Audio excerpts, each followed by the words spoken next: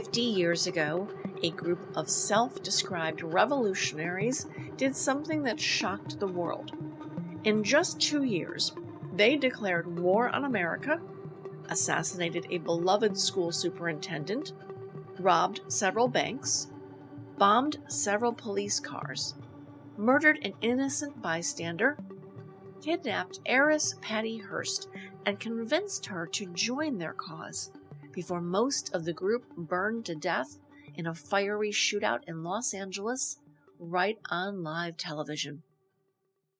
This webcast is about everything that made that story possible, and almost none of it is what I expected to find when I started looking. I came to this project with a set of beliefs about the Symbionese Liberation Army and the era that produced them. I had to dismantle most of those beliefs before I could tell this story honestly. This is the story of who the SLA really were, what they actually believed, and what it tells us about a nation that is still grappling with the same failures that produced them. This is House on Fire, Patricia Hearst, the SLA, and the Seduction of Revolution. The caravan arrived in Los Angeles. There was no network here, no safe house infrastructure built carefully over months. There was only the question, on the morning of May 9th, of where 9 people and an arsenal of weapons were going to live, undetected, in a sprawling metropolitan landscape none of them knew with any operational intimacy. The 3 vehicles linked up later that morning. Syngkyu arrived in his red and white van, a vehicle with dainty curtains hanging in the windows, a strangely domestic touch. Faiza was deputized to find the group somewhere to live, and she rented a house on 84th Street in South Central Los Angeles for $70 a month. It had no furniture, no stove, no refrigerator. Yolanda and Gabi made a quick trip to a grocery store and came back with canned spinach and okra, which they tried to make edible with canned mackerel. Tanya, whose weight had already dropped below 100 pounds, lived on crackers and tinned fish. The demographics of the neighborhood meant that almost no one in the group besides Syngkyu could move through it without drawing attention. So they stayed inside. They ran their drills and their calisthenics with the same dutiful, slightly worn-down compliance that had characterized their final weeks in the Bay Area. They added something new to the daily ritual now: knife fighting practice alongside the guns.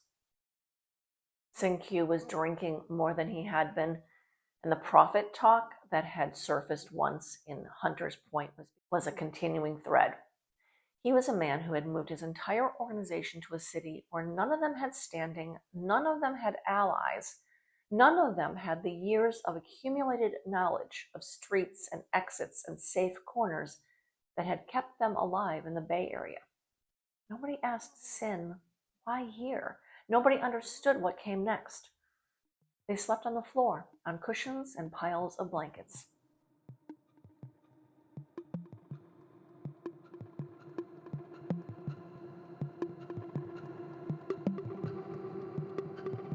Tico had stopped hiding his contempt for the increasingly apparent gap between Sin's grip on reality and reality itself. This is just one more reason to leave this stupid group, he told Yolanda more than once. Syngkyu, sensing the discontent, offered the only placation he knew. He promoted Tico to general, a title with nothing behind it, but Tico accepted it, and the discontent quieted for a few days without actually resolving. There had been other friction. Yolanda and Tanya had gone looking on one occasion for a woman named Utomo, the mother of a man Yolanda had been involved with before she and Tico joined the SLA, a relationship that had begun during prison visits. Utomo told them her son would be released from prison soon. Tico, whatever he believed in theory about non-exclusive love, seethed at the news. After a few days in the house, he was looking for any excuse to leave it. He volunteered his team for errands, groceries, supplies, an unpaid parking ticket that needed mailing.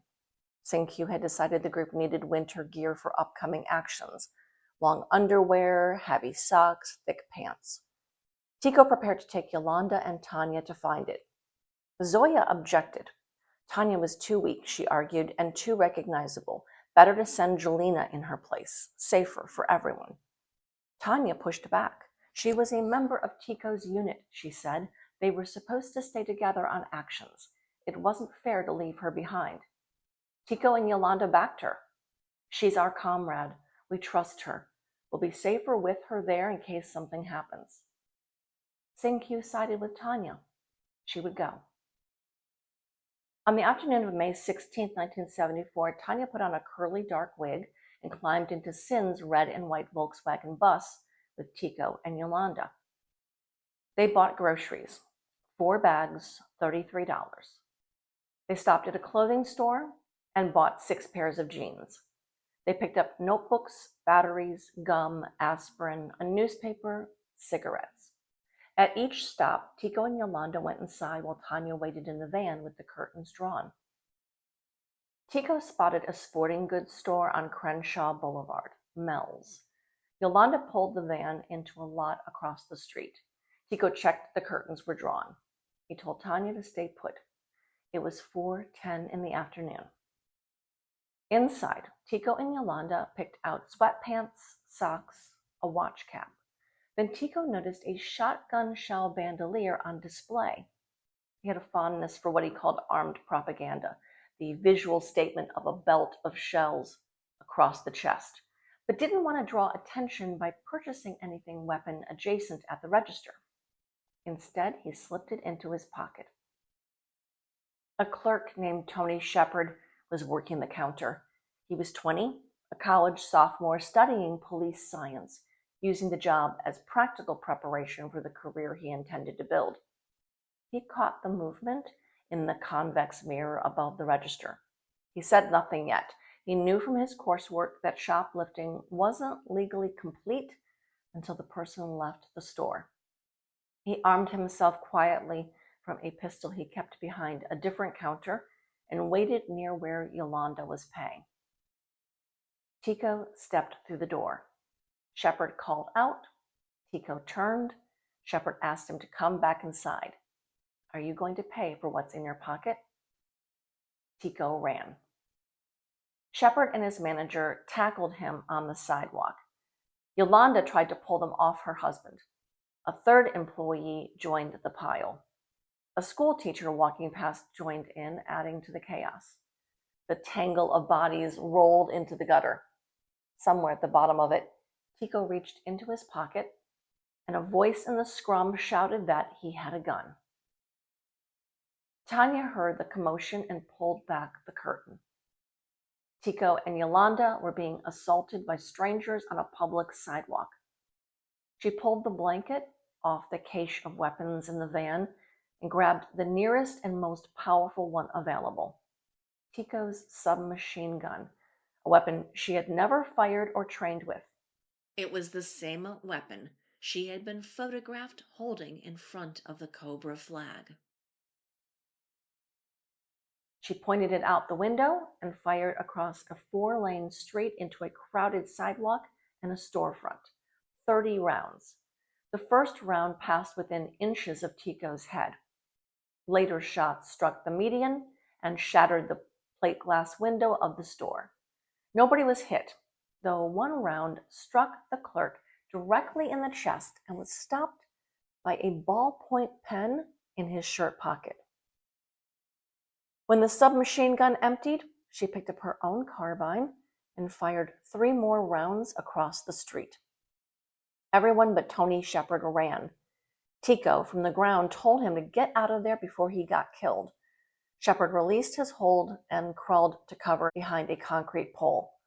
Tico grabbed Yolanda's hand and sprinted back across traffic to the van, one handcuff still attached to his wrist, dangling. Shepard fired twice at the van as it pulled away, then got in his own car and followed. The chase went north on Crenshaw and turned onto Imperial Highway. Tico cut onto a side street and slowed. When Shepard pulled up behind them, Tico got out with a weapon and walked toward him. Shepard drove away. They stood by the van, weapons ready, listening to sirens in the distance. A couple had just parked a Pontiac nearby. Tico walked over and pointed his gun through the window. "We're SLA. We need your car." "Fuck you," the man said. "Dude, I don't want to do this, but the cops are coming to kill us." The man handed over the keys. Tanya moved the weapons from the van to the Pontiac. Nobody remembered the envelope with the parking ticket still sitting on the front seat. They drove 2 blocks before the Pontiac's engine died in the middle of an intersection. They found a father and son standing beside a Chevy Nova. Tico asked for the car, the loose handcuffs swinging from his wrist. The father agreed immediately, asked only for a moment to remove a lawnmower from the back. Tico let him. They transferred the weapons again and drove on. Yolanda spotted a Ford van with a "for sale" sign in a window. She knocked at the door of the house. An 18-year-old named Tom Matthews answered. He'd take them for a test drive, he said, but he had to come along. He was asking $2,500. Yolanda drove with Tom beside her, then pulled around to where Tico and Tanya waited. She asked if her friends could come too. Tom said sure. Tico pulled a machine gun from his coat. "We're SLA. We need to borrow your van. Get in the back. If you don't do anything funny, you won't get hurt." They needed something to cut the handcuff. A hardware store had nothing suitable. A Montgomery Ward did. In the parking lot, Tico tried sawing through it with his right hand and only succeeded in tightening it, his wrist going blue. Tom took the saw from him. "You're going to cut off your hand. Give me that." He severed it cleanly and asked if he could keep it as a souvenir. They said yes. Tanya kissed him on the cheek. Tom was amiable, not afraid. He told them he played first base for Linwood High. The state playoffs started the next day. "I just need to be back for the game," he told them. The police found the abandoned Volkswagen within minutes. The unmailed parking ticket on the front seat listed an address on West 84th Street, the address next door to the SLA safe house. The gun Tico had dropped outside Mel's was traced to a purchase made in Oakland the previous October under the name Emily Montague Harris. Witnesses to both carjackings told police the perpetrators had identified themselves as the SLA. Earlier that week, Syngkyu and Tico had agreed on a fallback meeting point in case anyone got separated. After cutting the handcuff, they drove to it, the Century Drive-In in Inglewood. Tom was still with them. He asked Tanya questions while they waited. Was the bank robbery real or had they forced her? "I was totally into it," she told him. "No one made me do anything. We rehearsed. I wanted to be part of it." "And the food giveaway?" "My father just used that as a tax break." "And what happened today at Mel's?" "I saved my comrades. I was so proud when I saw them running across the street." Midnight came and went. Nobody else showed up at the drive-in. Yolanda drove on up into the Hollywood Hills and out along Mulholland, looking for somewhere to stop. Eventually, they found a quiet spot and pulled over. Tom was still with them. Tanya made sure he had a blanket before everyone settled in to sleep for what remained of the night.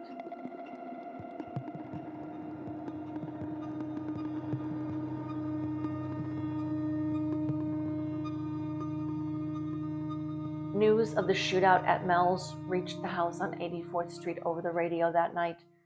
Syngkyu gave the order to vacate immediately. The 6 who remained, Syngkyu, Zoya, Faiza, Jelena, Kajo, Gabi, packed quickly and left a great deal behind. They had no contacts anywhere in the city and no plan beyond the 2 remaining vans. They drove without direction through South Central in the dark, eventually stopping at a small stucco house on East 54th Street when they saw a light on inside. A 35-year-old woman named Christine Johnson answered the knock. She and her friends had been drinking wine and playing music all night. Theirs was the only house on the block still lit at that hour. I saw your lights, sisters, DeFreeze said. My name is Sing Q. I need your help. The name meant nothing to her. He told her and her friend Minnie Lewis that his companions needed somewhere to stay for a few hours, admitted that police were after them, and produced $100. The two women conferred briefly and agreed. 6 people were already in the house. Johnson, Lewis, a parking lot attendant named Freddie Freeman, a 17-year-old named Brenda Daniels, and 2 sleeping children. Freeman helped unload the vans over the next 20 minutes. Boxes of documents, a footlocker, sleeping bags, and 19 guns, including 4 converted carbines, a Browning .30-06, and 7 sawed-off shotguns, along with roughly 4,000 rounds of ammunition. They hid the vans in an alley around the corner. Daniels later explained, I went down to Minnie's every Thursday evening to play some cards and drink a little. I fell asleep early, and when I woke up around 2 a.m., I saw 4 white women and 2 dudes. I saw guns spread out all over the floor, and I asked them why they had guns, more than I'd ever seen in my life. They didn't answer, and instead, the black dude asked me my name and then introduced me to everyone. When asked if Patty Hearst was there, Brenda said, Man, how can I tell? All white women look the same to me. For 9 months, the SLA had survived behind nailed shutters and drawn curtains and false names. Now its leader was standing in a stranger's living room before dawn, announcing exactly who he was for $100 and a few hours of shelter, making no effort to conceal his identity from anyone in the house. Freeman mentioned an apartment nearby that might serve as something more permanent. By the time Sing Q returned from looking at it, Johnson had started having second thoughts. Not just that they were white, but that they were white people with pistols tucked into their belts. She and Lewis watched, increasingly uneasy, as one of the women filled bottles with gasoline. An hour later, having sent Lewis's children off to school, Johnson and Lewis took some pills, finished their last beers, and went to sleep. People drifted in and out all morning, including a steady stream of neighborhood children. Sing Q sent Brenda Daniels out for groceries. One of her friends stopped by for what she called a wake-up beer. Freeman's supervisor came looking for him. Freeman waved him off, calculating there was money to be made. Around mid-morning, Sing Q handed him $450 and told him to go buy a car. The group took turns at the window and napping in shifts. At the top of every hour, Sing Q tried calling one of the SLA's designated payphones, hoping to reach Tico, Yolanda, Tanya. No one ever answered. At 5:30 that morning, while all this was unfolding on 54th Street, the LAPD and FBI had already set up a joint command post near 835 West 84th Street, the address on the parking ticket recovered from the abandoned Volkswagen. They stopped everyone coming from that direction. One man reported white people going in and out of the house next door. Several residents mentioned 2 vans, one red and white. The Bureau moved on it in force. The LAPD guarded its jurisdiction closely, and the tension between the 2 agencies would surface again and again before the day was over.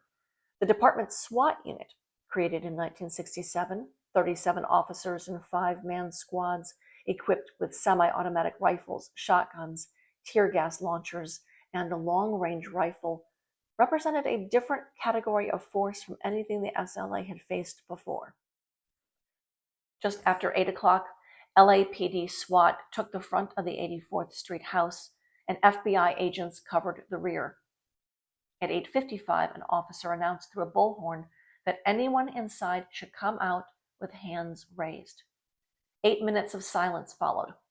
Tear gas went in. When agents broke down the back door, they found the house empty, abandoned hours earlier, but recently enough that the evidence told its own story. Suitcases of clothing, gas masks, wigs, shotgun ammunition, SLA literature, handwritten notes outlining how to evacuate in a hurry. Shortly after noon, 2 patrol officers found the 2 vans in an alley. The plates traced one purchase to a Nation of Islam recruit who'd bought it in San Francisco on May 7th. The other had been purchased around the same time under a false name.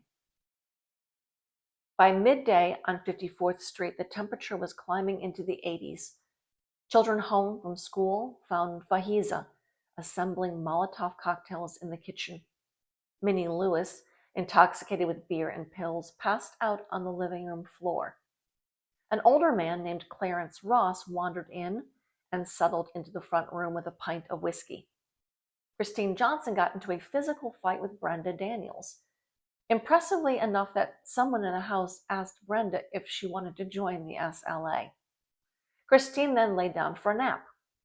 Freddie Freeman, given $450 and told to buy a car, never returned. Sing-Kyu made no effort to hide who they were or what they intended. He seemed genuinely convinced that because they were fighting in the name of Black liberation, the neighborhood would either support them or decline to call the police. Asked directly why he'd come to Los Angeles, he said he'd come to start a revolution, to kill police. Told the area belonged to the Crips, he said he hoped to meet some of them and turn them into what he called right-on revolutionaries. Word moved through the block. A 63-year-old man named James Reed stopped by with a gift of collard greens and was greeted by two smiling white women with pistols visible at their waists. An 18-year-old showed up because she'd heard the SLA was there and wanted to meet them. She found Sing-Kyu drinking from a jug of cheap wine. The end is near, he told her, but we're going to take a lot of motherfucking pigs with us. When Johnson woke that afternoon, beer and joints went around. Lewis's children came home from school. An 11-year-old named Timmy looked at all the guns scattered through the house and told Sing-Kyu flatly that he didn't recognize him. He knew all his mother's friends. Sing-Kyu told him to sit down. Then Timmy asked if he was Donald DeFreeze. Before anyone answered, he bolted out the back door, running for his grandmother's house. Sing-Kyu kept watching the street through the window. Too many cars passing too slowly, too many circling back. There was still no word from Tico, Yolanda, or Tanya. We got to get out of here, he told Zoya. It's getting too hot. Why, she said. It's hot everywhere. The trouble that arrived next wasn't police, it was Mary Carr, Minnie Lewis's mother, coming through the front door already furious, ignoring the armed strangers entirely to focus on her daughter, passed out on the floor. Brenda Daniels pulled her aside and whispered that there were two white women in the back bedroom making bombs. That ended Mary Carr's patience. She found Sing-Kyu in the kitchen and ordered him out of the house. He mumbled something about Black people needing to stand together. She took two of her grandchildren by the collar, dragged them outside, and went looking for a police officer. She didn't have to look far. A neighbor had already called the FBI around 2 that afternoon to report the SLA next door. Another call to the LAPD had reported an address around the corner. By 4 o'clock, a command post had gone up at a tow truck office down the block. A perimeter was established at 4:20.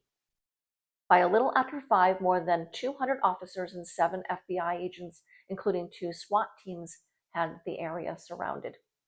Inside, the house was emptying out. Lewis had vanished. Freeman never returned.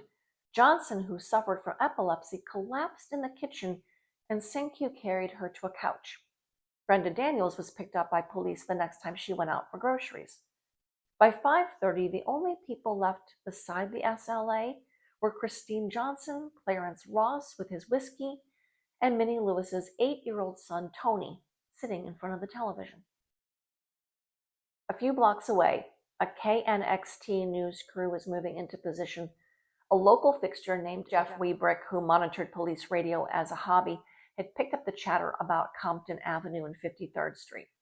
A reporter named Tico Diaz had come to work that morning hoping to use the station's new minicam, lighter and faster than older equipment, capable of transmitting live without an elaborate setup. By the time Diaz arrived and threaded through an alley with his cameraman, Rich Brito and technician Ray Hernandez, the police had a small yellow house at 1466 East 54th Street fully surrounded. A competing crew from KNBC arrived late, unable to get a usable shot, but positioned in a way that interfered with KNXT's signal path to the relay tower on Mount Wilson. A quick call between station managers resolved the standoff. KNBC would stand down in exchange for access to the feed. Within minutes, both stations were broadcasting the same image. Diaz crouched in the alley, the house visible behind him.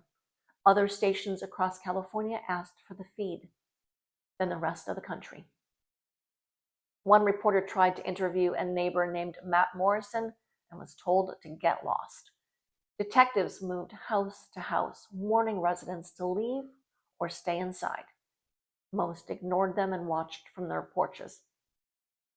At LAPD headquarters, Daryl Gates, who ran the department's SWAT program and would eventually run the department itself, understood that the FBI would need LAPD resources regardless of jurisdiction and used that leverage to take command outright.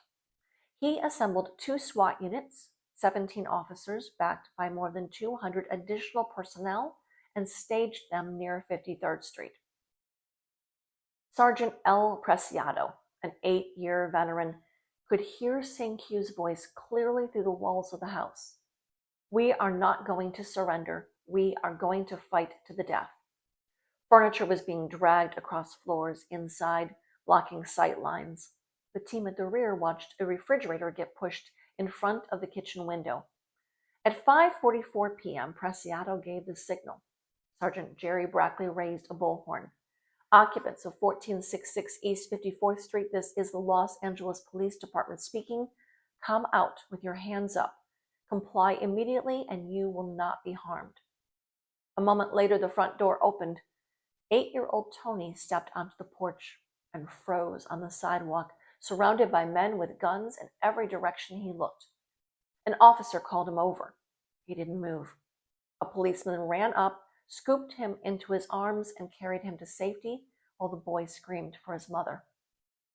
A minute later, Clarence Ross came out with his hands raised behind his head and walked slowly down the steps. Both he and Tony were questioned at the command post. Ross said little. Tony described 2 men and 4 white women inside, all of them heavily armed. Within 9 minutes, the LAPD had the house completely surrounded. The FBI's contribution at this point amounted to 1 agent and a German shepherd trained on a scent taken from Patricia Hearst's belongings, there for a single purpose: to determine, alive or dead, whether she was inside.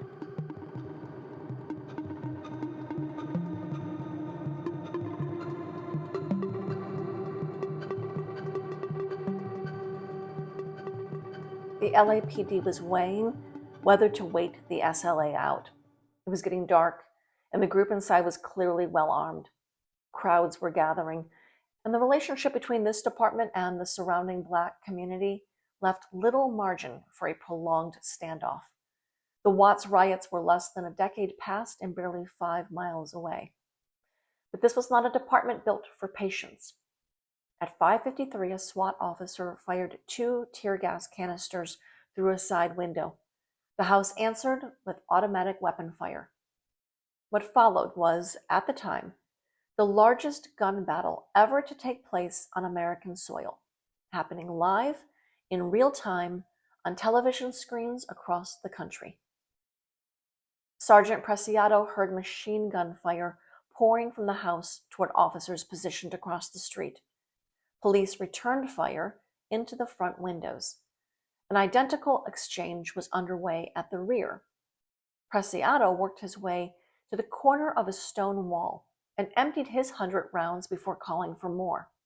He would go through perhaps 25 magazines that evening, something like 500 rounds from one man alone. Tear gas kept going into the house with no apparent effect. The SLA had military-grade gas masks. By 6 o'clock, the LAPD was running low on canisters. FBI agents waiting at the command post offered their own, but the calibers didn't fit the LAPD's launchers. The Bureau team was allowed to take a position across the street and fire 16 of their own canisters and roughly 60 rounds directly into the house. It accomplished nothing, and LAPD officers moved them off the scene shortly after. The crowd outside had grown to an estimated 4,000 people. SWAT officers, frustrated by the gas's failure, requested fragmentation grenades. Daryl Gates, hearing this over the radio en route to the scene, intervened. The department didn't actually possess any. At 6:30, Sergeant Brackley climbed onto the roof of the house next door to attempt another gas shot through a side window. His weapon misfired. When he raised his head to try again, a burst of automatic fire passed within inches of him, and he threw himself backward off the roof. A police helicopter spotter radioed that he'd been hit. He hadn't been, but the report rattled everyone who heard it. Climbing down, Brackley discovered 3 women still huddled inside the neighboring house, having ignored earlier instructions to leave. He pulled each of them through a window on the side away from the gunfire. One begged him not to leave her dogs behind. He told her there wasn't time. At around 6:40, after nearly an hour of continuous gunfire, black smoke began rising from a rear window. Officers theorized that a tear gas canister had ignited gasoline that Faiza had been seen pouring into bottles earlier. Shortly after, the team at the rear threw 2 canisters of a more toxic and considerably more flammable gas formulation through the back windows. The effect was immediate. Officers held their fire so Brackley could make another announcement. "Come on out. The house is on fire. You will not be harmed." At 6:45, 61 minutes after the first warning, the front door opened. Christine Johnson, who had slept through the entire battle in a drunken stupor and woke only when her sofa caught fire, staggered into the yard, muttering the same words over and over. "They held me. They held me." A SWAT officer ran onto the porch under fire and pulled her to safety. Back up. Let him talk. Are they white people? Back up. She would be arrested as an accomplice, treated for a minor shotgun pellet wound, and charges would later be dropped. The gunfire from inside continued, now concentrated almost entirely at the rear. Brackley tried once more. "Come out. You will not be harmed. The house is on fire. It's all over." The only response was another sustained burst of automatic fire. By 6:50, the smoke was so thick, officers could barely make out the windows. It was then that the team at the rear got its first clear look at someone emerging. Gabi climbed through the gap the family's dogs had once used to get out, a gun in each hand. A single round caught her in the forehead and killed her instantly. Officers watched hands reach out from inside and drag her body back through the opening by the ankles. Faiza came out next, rising into a crouch with a pistol raised. Police fired first. 2 rounds caught her in the back, severing her spine. Several more struck her legs and arm. She was dead before she fully cleared the crawl space. The fire had taken the house by the time the last shots went quiet. At 6:58, the roof gave way. The walls followed. For several more minutes, the sound of unfired ammunition cooking off in the heat continued. A distinct, irregular pop, along with at least one explosion investigators would later attribute to a pipe bomb. Then it stopped entirely. At 7:02, firefighters were given clearance to move in. By the time the blaze was under control, not one wall of the house remained standing. 6 people were dead. Not a single officer had been struck by gunfire across the entire exchange, the deadliest single confrontation in the short history of America's radical underground. That night, as the rubble cooled enough to search, investigators found 3 bodies together in a rear corner of what had been the crawl space, burned beyond easy recognition. Gas masks melted into what remained of their faces. A 4th body lay nearby. A 5th had been crushed beneath a collapsed wall. The 6th would not be located for 2 more days. In the wreckage, investigators found a 2-gallon gasoline can perforated with what appeared to be bullet holes, along with 2 pipe bombs, blasting caps, and the remnants of other homemade explosive devices. There was still one crucial question to be answered. Was Patricia Hearst among the dead?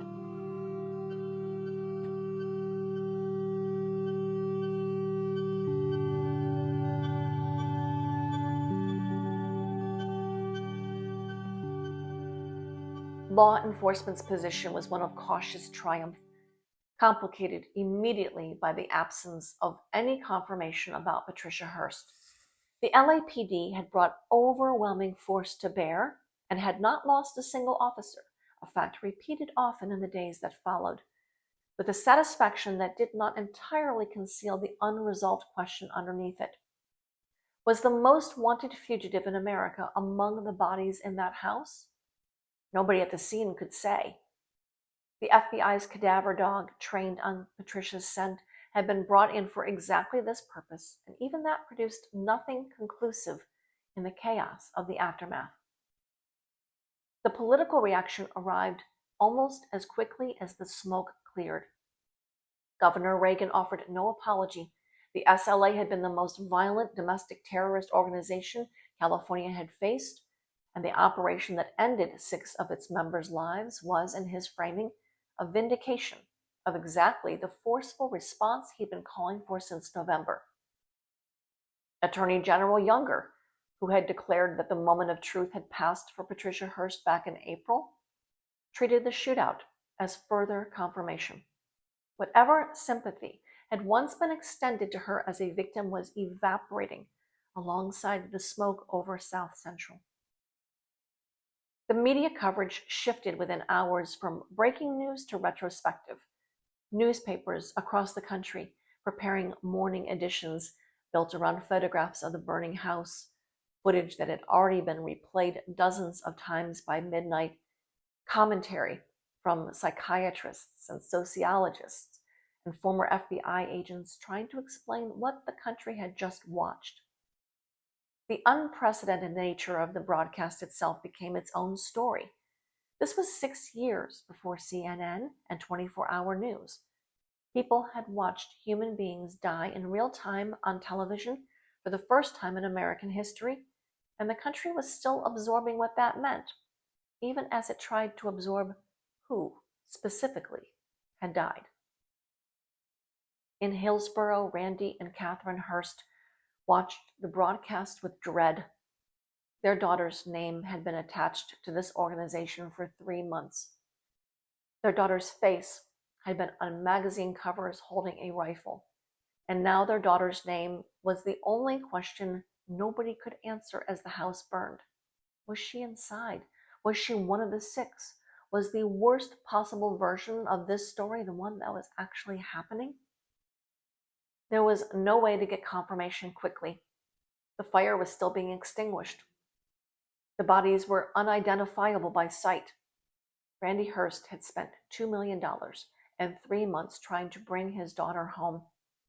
Now he sat watching footage of a fire that might have just killed her, with no one able to tell him one way or the other.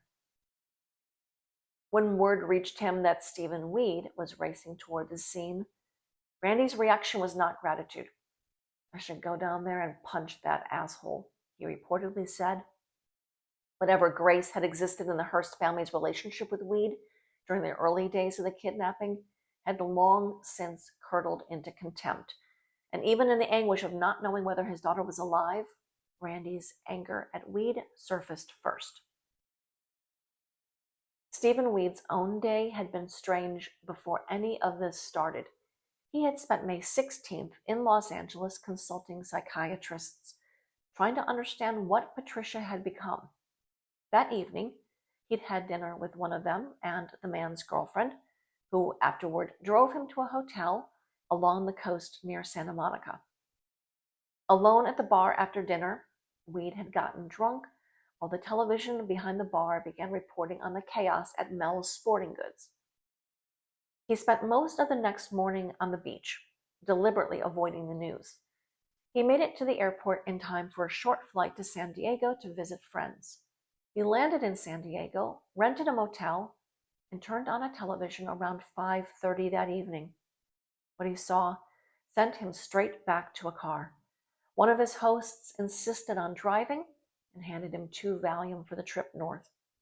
They were stopped at the police perimeter near the burning house, where members of the crowd recognized Weed from his television appearances during the kidnapping, recognition that traveled back to Randy Hearst. For Tico's crew, the morning that preceded all of this had been its own strange sequence of small, mundane crimes. They needed to return Tom Matthews and his van so he could make his baseball game. Yolanda and Tanya posed as hitchhikers and were picked up almost immediately by a man named Frank Sutter in a Lincoln Continental. The 2 women kept him talking long enough for Tico to come up from behind with a machine gun and force Sutter into the back seat. Tom got his van back and made it to his game. His team won, 1-0. He kept Tico's sawed-off handcuff as a souvenir. Riding in their 5th stolen vehicle, Tico, Yolanda, and Tanya spent hours scanning classified ads, eventually settling on an old Plymouth Valiant, paid for with $250 taken from Sutter's wallet. They returned his Lincoln and drove off in the Plymouth. Tico had the radio on. He'd heard that police had raided the house on 84th Street and found it empty. Relief of a kind, but it told him nothing about where Sin-Q and the others actually were. Yolanda remembered a summer job she'd once had at Disneyland and the motels that lined the street across from the park. By dusk on the 17th, the 3 of them had found a room and checked in. The first thing they did was turn on the television. "Look," Tico said, pointing at the screen. "Look, it's live. That's our people in there." Tanya sat on the floor, trembling. Yolanda sat on the edge of the bed, her face fixed in something between disbelief and horror. Tico couldn't stay still, pacing, changing channels, swearing at what he was watching. "We should go up there and help our comrades. We could blast the pigs from the rear and fight our way in so they can escape." "It's no use, Tico," Yolanda told him. "We'd be so outnumbered we'd just be killed and it would serve no purpose." "It's all my fault," Tico groaned. "If it weren't for Mel's, I killed them. I wish I were there. I wish I were dead too." The 3 of them sat in a motel room across the street from Disneyland and watched the house burn.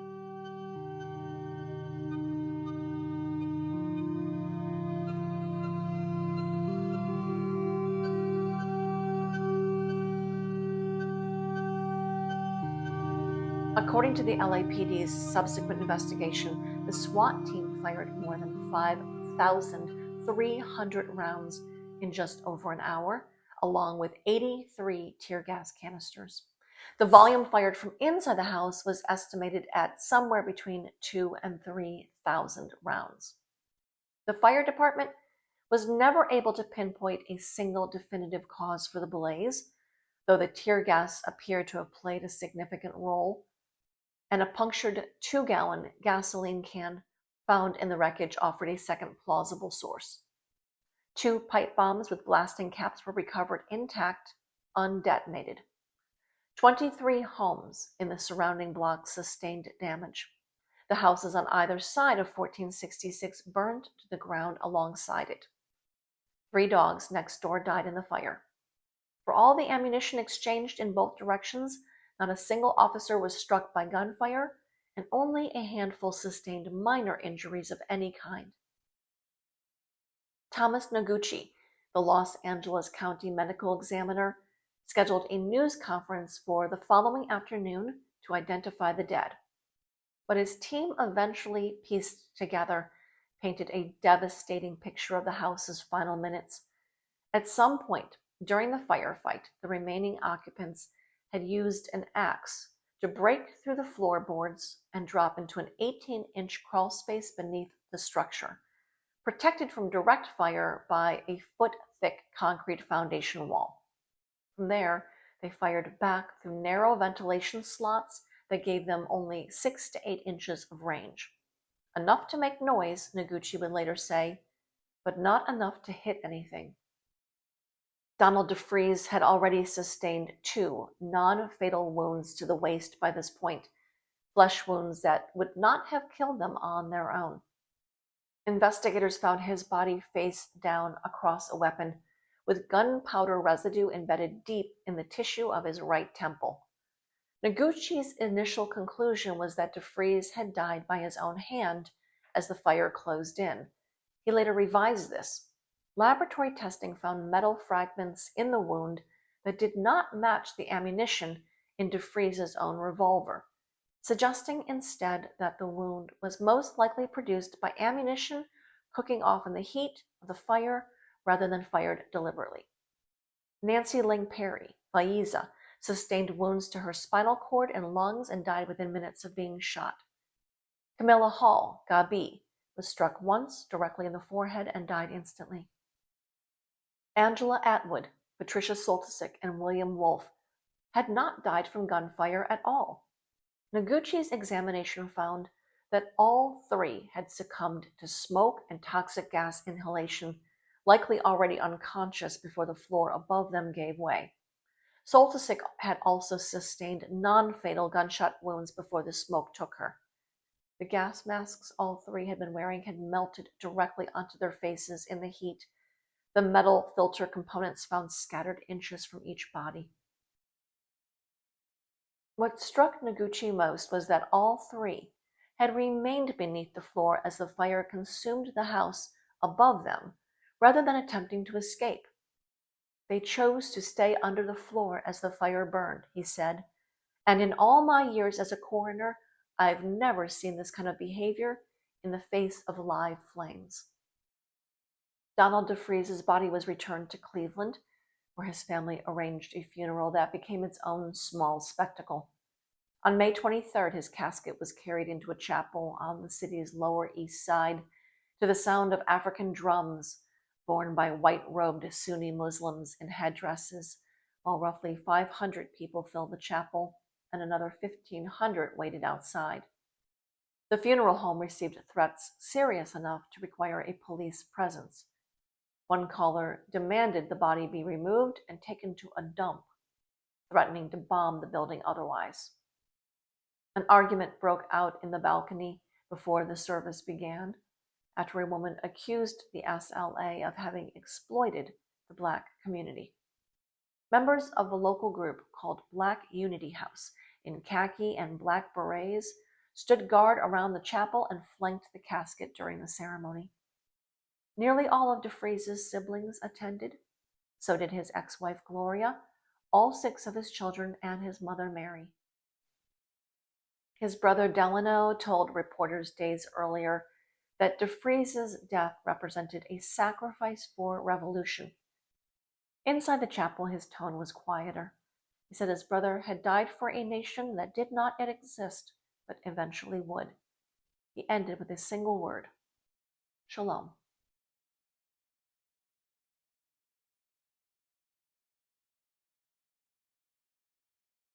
Willie Wolfe's father had hired a private investigator months before any of this happened, trying to understand what his son had become and why.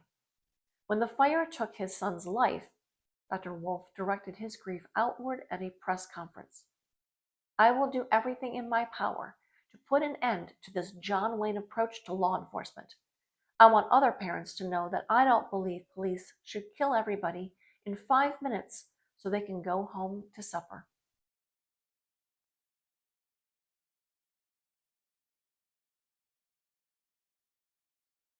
Nancy Ling Perry was remembered twice. A private memorial was held in Santa Rosa on May 21st, organized by her family.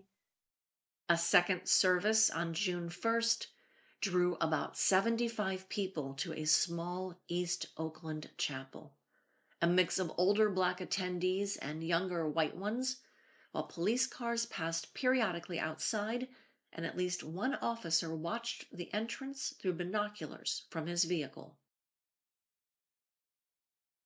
Inside, her estranged husband, Gilbert Perry, struggled to get through his remarks, pacing between the lectern and her pale pink coffin. He spoke of her by her chosen name, Faiza, meaning one who is victorious.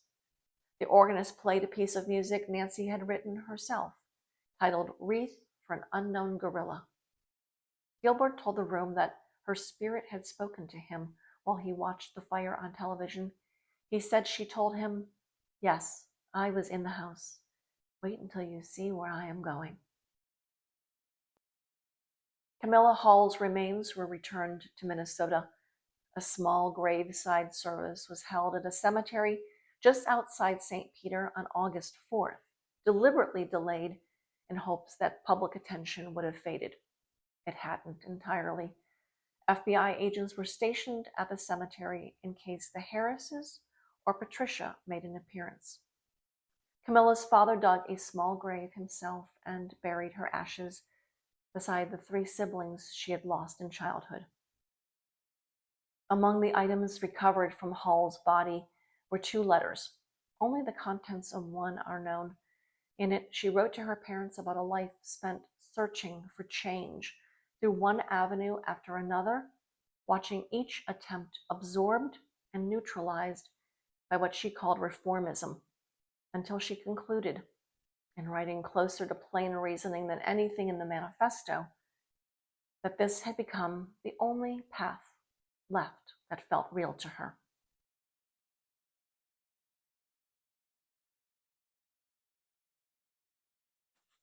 Angela Atwood was buried with the full rites of the Catholic Church in the parish where she grew up.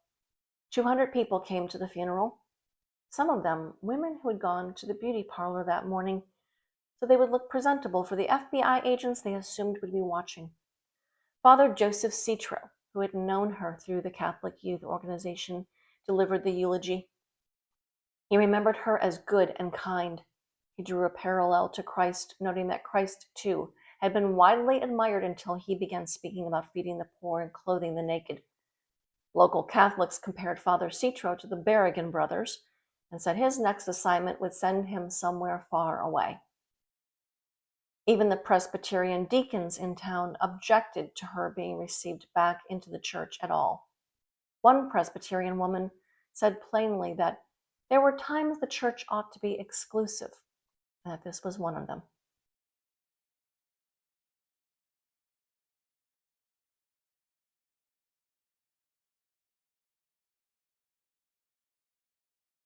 Patricia Soltysik died on her 24th birthday. No public memorial service for her has ever been documented. Her brother Fred later published a memoir called In Search of a Sister, of his attempts to find her before the end, to reach her through whatever remained of the connection they'd had before the SLA consumed her entirely. He never did. Whatever her family did with their grief, they kept it entirely to themselves. She had arrived at Berkeley on a state academic scholarship, a girl from a Catholic family in Goleta who wanted to become a lawyer. She was brilliant enough to have done it. The passion she brought to the SLA's manifestos, the intellectual rigor she poured into building a revolutionary ideology from scratch, the ferocity with which she committed herself to the injustices she had come to understand as real, all of that was genuine. She had simply aimed it at a gun instead of a courtroom. In another life, Ms. Moon might have been exactly the kind of lawyer the people she wanted to liberate actually needed. Part of the revolutionary process in which we are engaged involves the constant redefining of thought, word, and action. We must deal with all the conditions outside ourselves which oppress and enslave us, and we must deal with the enemy within. We must deal with both these diseases simultaneously and with an unrelenting commitment and understanding that in reality we are not living to die, but rather all who choose to fight to the death are dying to live.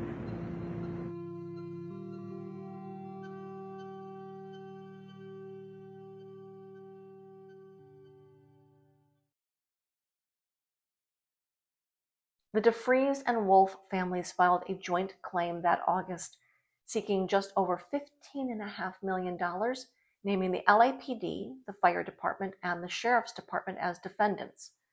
The suit argued that the 29 recorded surrender announcements had not represented a meaningful opportunity for negotiation, citing the more than 5,000 rounds and 83 tear gas canisters as evidence the operation had been designed to end in destruction rather than arrest.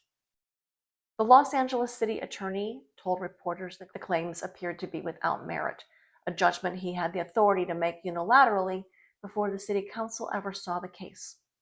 The lawsuit went away, exactly as the city government wanted it to. Neither family had the resources or the emotional capacity to pursue it further. The Wolf family also commissioned a private investigation led by Lake Headley, a former police intelligence officer who had served as chief investigator at Wounded Knee, into what had actually happened inside the SLA and why. What Headley and his colleagues documented would raise questions about the organization's origins that law enforcement and the mainstream press had shown no interest in asking. We will come back to that. A neighborhood resident named Florence Leachy, who lost 3 properties in the fire, requested $80,000 in compensation. The city paid her under $15,000. Even basic facts about the day remain unsettled for years. Estimates of the total law enforcement presence ranged from 400 to 500 officers, a discrepancy commemorated the day after by graffiti spray painted across a surviving wall. It took 500 cops. The number of rounds fired by the SLA shrank in various retellings from 1,000 down to fewer than 100. The Los Angeles Sentinel, the city's Black-owned newspaper, was nearly alone in giving the human dimension of the story serious space, a small footnote in a story that the rest of the city's press had already moved past, onto the only question that still seemed to matter to most of the country. Patricia Hearst was still a fugitive, wanted on nearly 24 charges. She was presumed to be somewhere out there with Tico and Yolanda Harris. Nobody yet knew where.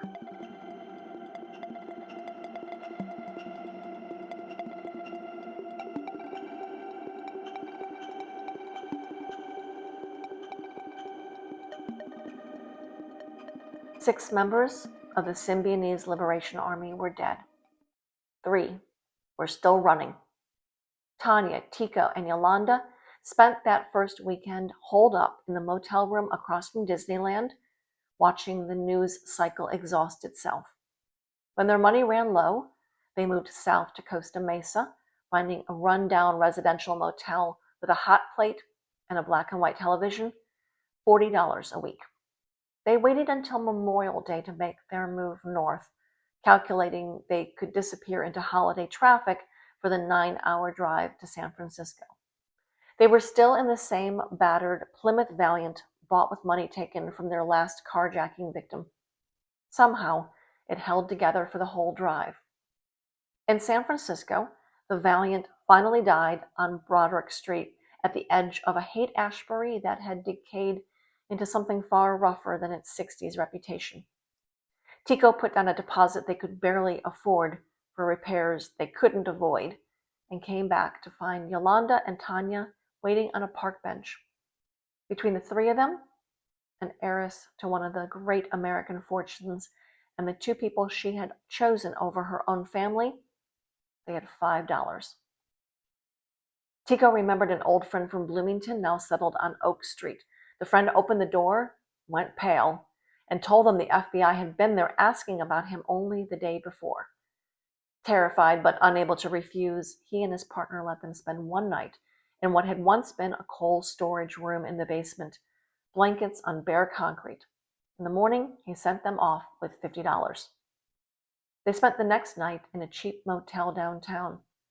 Then Tico sent Yolanda to scout Oakland while their car sat in the shop. They made the trip by bus, a duffel bag of weapons clinking at their feet, Tanya still in her curly wig, now with freckles drawn on by a makeup pencil borrowed from the couple on Oak Street. The apartment they found on Walnut Street marked something of a turning point. For the first time, Tico and Yolanda sometimes actually left Tanya on her own in a room. They fought the way they always fought. Tanya withdrew into her own silence beside them. Rejected by his wife, Tico turned to Tanya instead, and she went along with it without objection, the way she had gone along with most things since February. By the 3rd of June, they were down to about $20. The organization the country had just watched burn to the ground on live television was not, in fact, finished. 3 people were still alive, still armed, still moving from one borrowed bed to another with no money and no plan beyond the next day. And somewhere outside that apartment on Walnut Street, the SLA would find contacts and comrades who believed there was still a reason to fight another day. Thank you for listening to House on Fire, Patty Hearst, the SLA, and the Seduction of Revolution. This is H. Allegra Lansing. This is a story about a country at war with itself, and about what happens when a generation's fury collapses into the worst possible reaction. The Symbionese Liberation Army did not fail because the injustice they saw wasn't real. They failed because they chose violence, and violence is the one form of resistance that entrenched power already knows how to defeat. It has been defeating it for centuries. Everyone swept up in the movement would pay a cost beyond measure, even an heiress to the nation's most powerful media empire. On the next episode of House on Fire, 6 members of the Symbionese Liberation Army are dead. 3 are still running. And in a Berkeley park, 400 people gather around bottles of plum wine to mourn the fallen, including a woman who announces plainly and publicly that she is a soldier of the SLA. The organization is about to find refuge, new recruits, new money, new safe houses, and a new capacity for violence. Patricia Hearst is still Tanya. Or is she, now that the people who built that identity are gone, and the only thing holding it together is the momentum of months she cannot undo? The answer will take another year to arrive in a San Francisco apartment with a federal agent's gun pointed right at her. This webcast is based on historical records, contemporary reporting, and archival research. All writing and most narration by yours truly. Theme music is Red Shift by The Gray Room with Density and Time. Additional audio recordings by members of the Symbionese Liberation Army.